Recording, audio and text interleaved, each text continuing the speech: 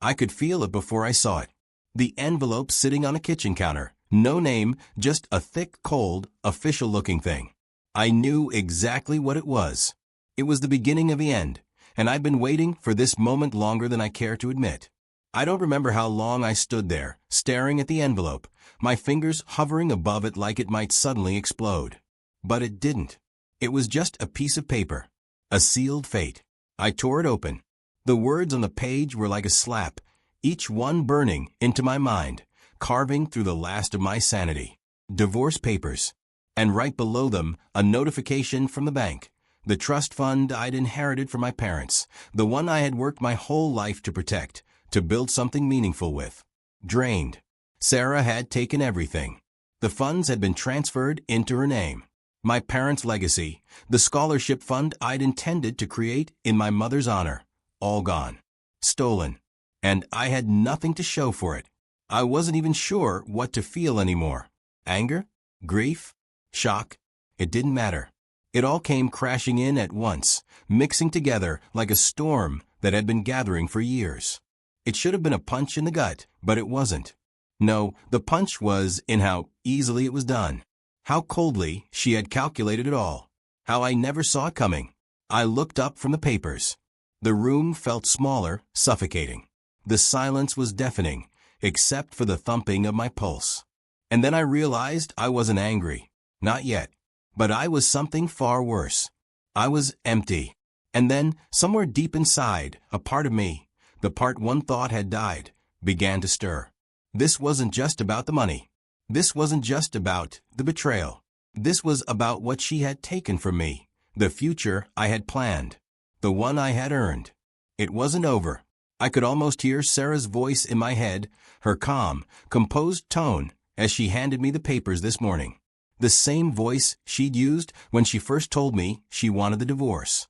It was cold, detached, as if this was just another day, another transaction. I'm done, David. I'm filing. I need my own life. Like it wasn't her fault we were here, like it wasn't her who had drained everything I cared about, destroyed my legacy in a single stroke. I could still see her face, her smile, so rehearsed, so practiced. She was the picture of confidence, the woman who had everything. And now she had it all, didn't she? My money, my trust fund, my family's name. She had won. I should have seen it before. But I didn't. It wasn't just the financial manipulation. No, it was the way she had woven herself into my life, wormed her way into my trust, until she had everything she wanted and I had nothing. But I wasn't broken. Not yet. I stood up, a sudden rage rushing through me, not for her, but for myself. How could I have let this happen? How could I have been so blind? I walked to the window, my fingers gripping the sill. The city outside, bustling with life, seemed distant, like it belonged to someone else. Someone who had nothing to lose. But I had lost. I'd lost everything. My family's legacy, my future, my dignity, gone. I should have called her, confronted her. But I didn't. I had to think. I had to plan. I grabbed my phone and dialed the number. It was the only number I had left. Art, I said when he answered. It's time. Art had been my oldest friend. The only one I trusted. He was the one person who knew what had been going on behind the scenes. The slow, creeping feeling that something wasn't right. The seeds I had planted long ago, before I even knew what I was up against. I knew this day was coming, but I hadn't expected it to hit so hard. You sure? Art's voice crackled through the phone. I closed my eyes, letting the weight of what had just happened sink in. The rage. The betrayal. It all felt like it was nothing. Just noise, static. The real plan was just beginning. I'm sure, I said, my voice steady, almost mechanical. Make her feel it. Let her think she's winning. Let her enjoy the power for now. But I'm going to take it all back. Everything she's taken from me. There was a long pause on the other end of the line, but I didn't care. This wasn't just about getting even anymore. It was about making sure she understood that every move she made came with a price she would never be able to pay. I'll start moving the pieces, Art said. She won't know what hit her. I know, I replied. But she'll feel it. Slowly. I want her to watch everything she's built unravel. I ended the call and looked out the window again. The city stretched out before me, full of opportunities. But I wasn't looking for opportunities anymore. I was looking for revenge. And it was going to be calculated. I never thought I'd have to rebuild from nothing. But here I am. When everything you've worked for, everything you've trusted, is ripped away, it's like you don't just lose your possessions. You lose yourself. Your sense of purpose. Your place in the world. But I'm no fool. I knew that even in the rubble, there was something left. A part of me that was still alive, still capable of making things right. It wasn't anger or bitterness that kept me going, but something far colder, patience. What I've learned in the last few weeks is that time is the most powerful tool you can wield. While Sarah's celebrating, living her life as though she's won, I've been quietly working, biding my time. She has no idea what I've already set in motion. The apartment I'm renting is a far cry from the penthouse I once lived in, but it's clean, minimal. A blank canvas. The kind of place where you can think, plan, and execute without distraction. The walls are white, the furniture sparse, just a desk, a chair, and a single bed. I don't need more. I'm not here to live. I'm here to wait. The screen in front of me flickers. It's been months since I had anything resembling peace of mind. Now I've got art on the line, more frequently than ever. My plan is growing. It's not just about revenge anymore. It's about control. I've been working from the shadows, creating new identities. Ghosts, I call them. Digital shadows that will never be traced back to me. Art is the one who keeps me grounded, the only person who knows what I'm doing. He's the one handling the dirty work, the data breaches, the financial misdirections. Every move Sarah makes, I'm watching. You'd think a woman like her, with her perfect facade, would keep her life well guarded. But no one is as secure as they think. I've learned that. I've spent hours, days, even weeks digging through the digital remnants she leaves behind. Her social media, her financial history, everything that's connected to her web. And now, it's mine to control. I remember the first time I noticed something wasn't right. It was years ago, before I even knew how far she'd go. The small cracks. The way she always played the part of the perfect wife, the perfect socialite, but there were moments, just moments, where the mask slipped. A coldness in her eyes, a manipulation in her words that sent a chill through me. But I never acted on it. I should have. I should have trusted my instincts. But like most men in love, I convinced myself that she just needed more time, more space, more trust. She didn't need anything from me, except my inheritance. And once she had that, I was of no use. Now every transaction I see, every email I intercept, every slip of information, it all goes into my plan. The web I've woven around her isn't just digital.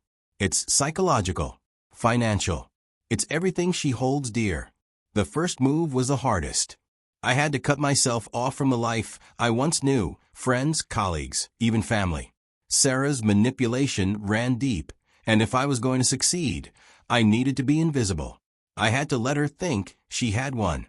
But underneath, the ghost of what I once was taking shape. The Phoenix. I tapped the keyboard, checking Art's latest progress. I've got everything I need now. The financial glitches have been set in motion. Her accounts, her businesses, everything she spent years building. Nothing is as secure as it seems. She won't notice at first. Not the way I've structured things. It'll be a slow burn.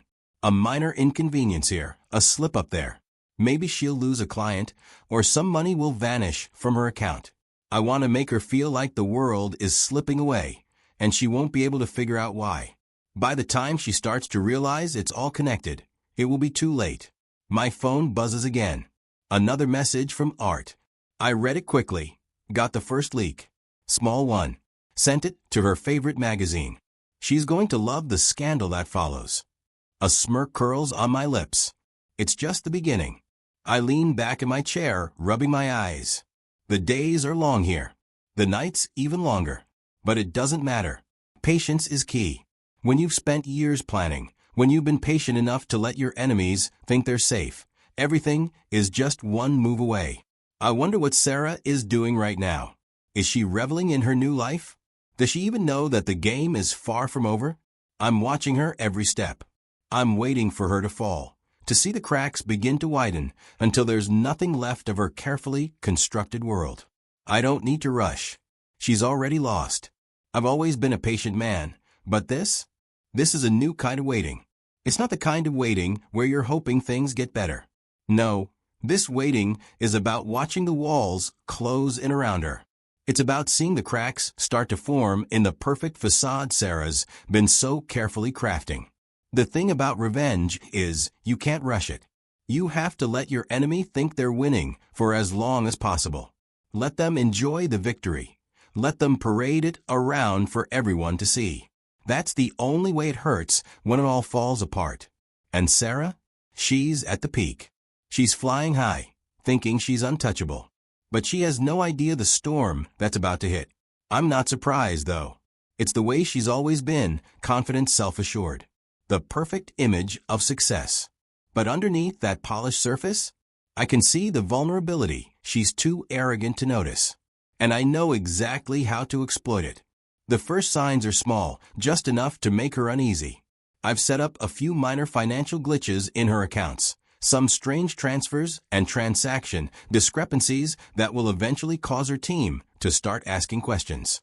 I watch her from the shadows, waiting for the moment when she begins to realize something is wrong. She won't admit it at first, of course. Sarah's too proud for that. But I know she'll feel it. The unease, the whisper in the back of her mind that something isn't right.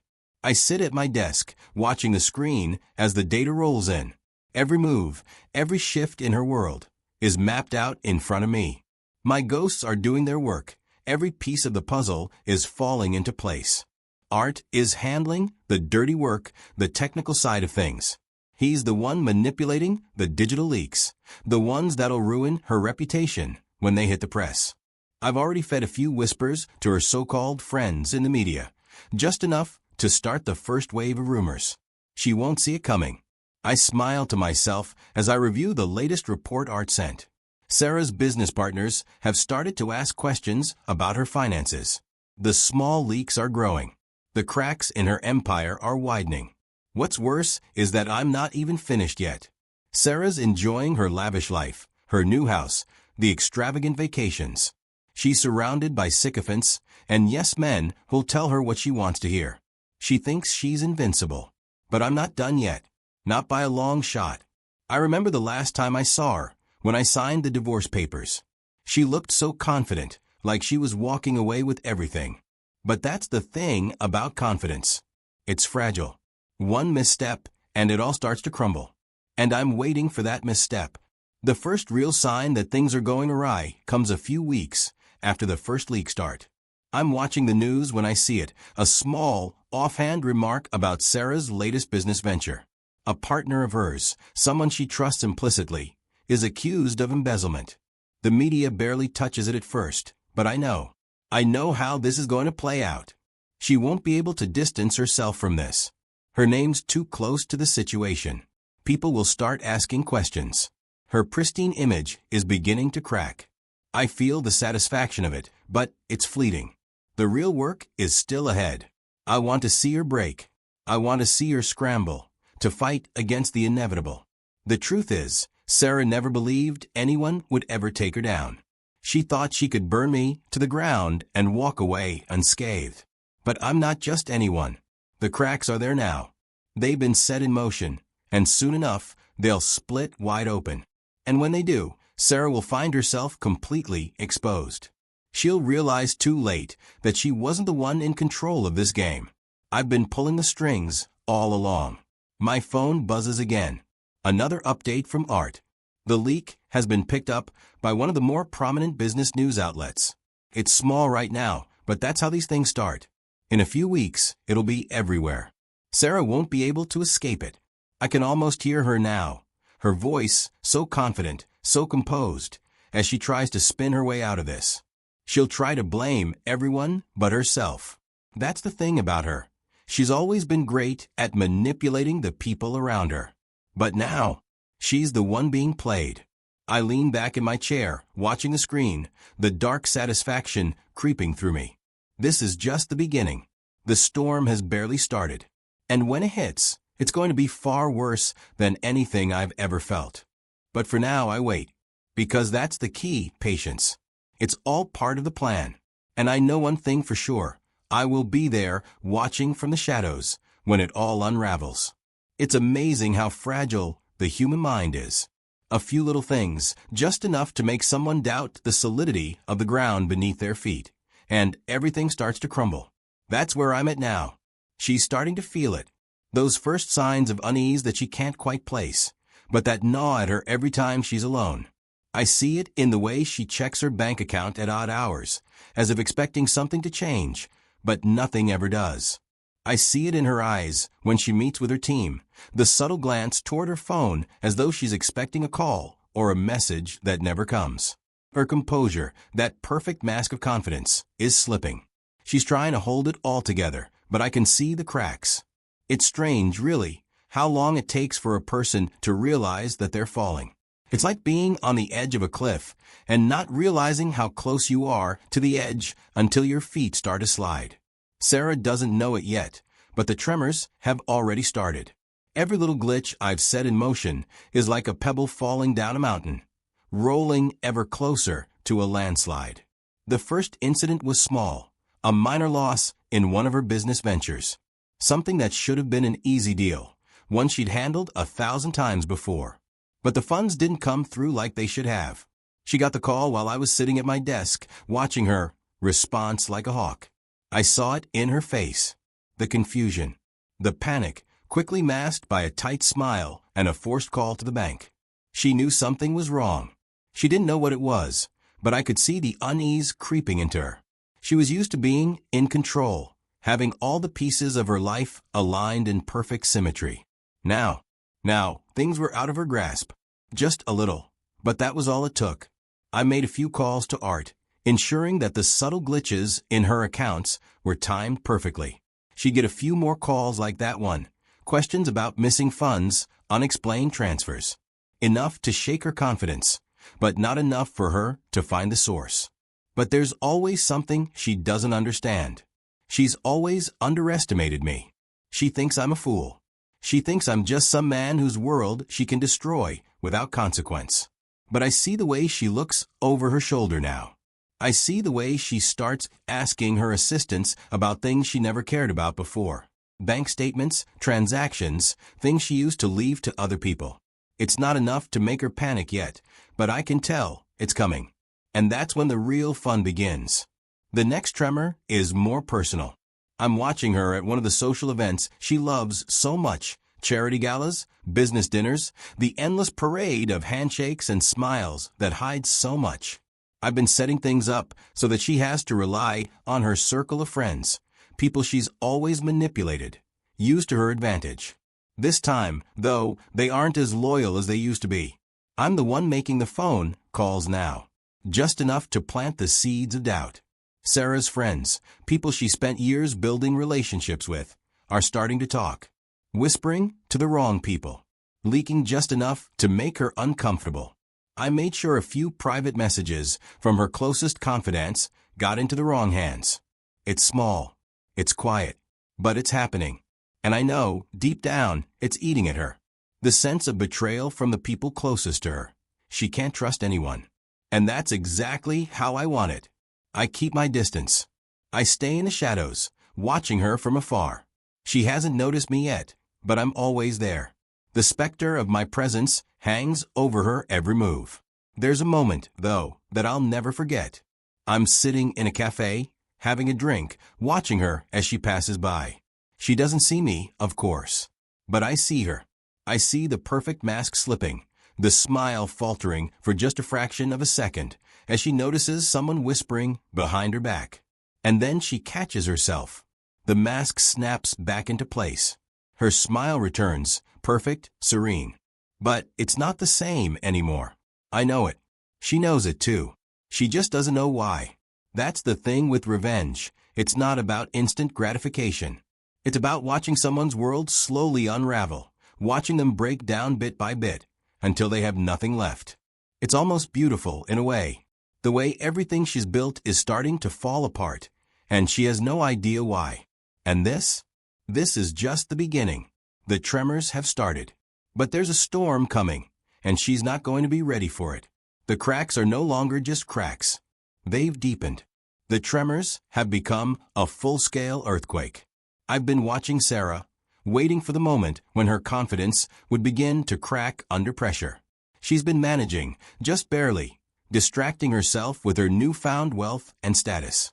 But I know her, and I know exactly where it hurts the most. Her reputation. The thing she's worked so hard to build. The image of the perfect, untouchable businesswoman. The face she shows to the world is pristine, calculated to perfection. But underneath, she's a house of cards. And I'm the one with the wind at my back. The first blow was small enough that she could ignore it. The rumors, the whispers, the small leaks I fed into the media. The business scandal that hit her, a minor issue at first. Her business partner, the one she trusted, implicated in embezzlement. But the press picked it up, and the rumor spread. Sarah tried to brush it off. She said all the right things in public, in front of the cameras, with that perfect smile. But I saw the doubt in her eyes. The anxiety.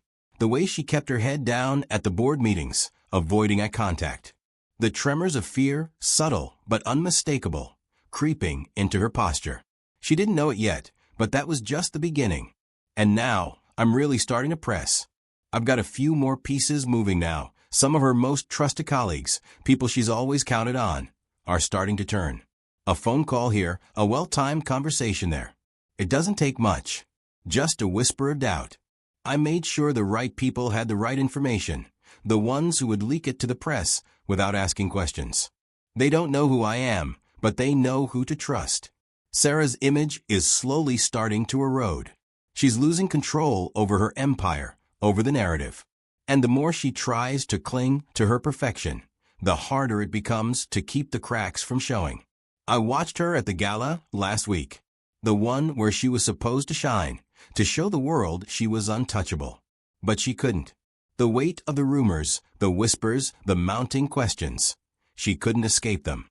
It was there in her eyes, in the way her hand shook ever so slightly when she raised her glass. The perfect facade was faltering. People were starting to notice. That was the moment I knew. She couldn't hide it anymore. The erosion had begun. The foundation she'd spent years building, her reputation, her carefully crafted image, was cracking beneath her. And now she's playing catch-up, trying to mend the pieces together. But it's too late. She can't hold it all together forever. I've pushed her to the edge, and I'm about to push harder. I'm in her world now. I've set my traps, and I'm watching the pieces fall into place. The leak from her business partner scandal is beginning to shift, taking on a life of its own. It's snowballing. The press loves a good story, and they love it even more when the story involves someone like Sarah, someone who thought they were above reproach. And now, the media has caught wind of something darker, something worse. Her investors, the people who have been lining her pockets all these years, are starting to ask questions. They're starting to look at her with suspicion. They want answers, but there are no answers she can give. I watch as she desperately tries to hold her world together, making phone calls, trying to save her reputation. But it's like watching a sandcastle crumble with every wave that comes. She thinks she can talk her way out of it, like she always has. But the damage is too deep. She's not just fighting to maintain her wealth now. She's fighting for something far more fragile. Her image. Her power. And I can see it in her eyes. She's starting to break. I know Sarah. She'll never admit defeat. She'll never come to terms with the fact that her world is slipping away from her. She'll keep fighting, keep manipulating, keep pretending. But deep down, she knows. She knows what's happening. She just doesn't know who's behind it all yet. Her desperation is beginning to show. She's making calls to old contacts, trying to salvage what's left of her empire. But I've made sure that even her trusted allies are beginning to question her. There's no way out now. She's too far gone. And then the real blow. The one that will make her unravel completely. I've been waiting for the right moment. The perfect time to strike. And it's coming. I've made sure the rumors about her latest financial misstep have reached the right ears. I've planted just enough doubt in her associates' minds to make them question her judgment, her loyalty, her integrity. Sarah thinks she's in control, But I know better. She's always been one step ahead of me, thinking she could outsmart me. But I've played this game longer. I've watched her. And now, the pieces are falling into place. I watch her struggle, watch her cling to the remnants of her perfect life. And I know she'll keep fighting. She'll fight until there's nothing left to fight for. And when it all comes crashing down, I'll be waiting. It's always the unexpected moments that complicate the plan. I've been operating under the radar, behind closed doors, with no one the wiser. Until now. Detective Isabella Morales wasn't supposed to be part of the equation. But then again, nothing in this twisted game ever goes according to plan. Does it? I noticed her name pop up in my feeds a few weeks ago. A minor mention in a local report about financial fraud cases. She's a detective, sharp, intuitive, someone who's not easily fooled. The kind of person who doesn't miss a detail. And that's where the problem lies. I've worked too hard to get this far, too meticulously to let a detective, someone like her, start sniffing around. At first, I didn't think much of it. She was just another cog in the city's vast machinery. But then, I noticed her digging into the same circles Sarah had been involved in. One by one, she began to connect the dots between the missing funds, the shady deals, and the people who had been circling Sarah. My first thought? Shit. She wasn't directly looking for Sarah. No. She was focused on a different case, one that just happened to brush up against mine. But a seasoned detective doesn't just stumble upon things by accident. She knows how to follow the trail. And every time she gets a lead, she gets closer to me. She's good. I'll give her that. I've made sure to cover my tracks, finesse the digital footprints, erase the connections, make it look like an unfortunate chain of coincidences. But Detective Morales doesn't believe in coincidences. She's already started piecing things together, finding connections between Sarah's recent financial troubles and a series of mysterious leaks, the ones I've carefully orchestrated. The moment I realize she's starting to get too close, I know I have to adjust. It's a delicate balancing act. My revenge plan can't afford to have someone like her poke around too much. It's strange, really. The more I think about it, the more I realize how ironic it is that someone like Morales is getting so close to the truth. I've spent years studying people like Sarah, understanding the way they think, the way they operate. But Morales? She's different. She's not in it for the game. She's not in it for the power or the control. She's driven by something else, justice. And that's what makes her dangerous.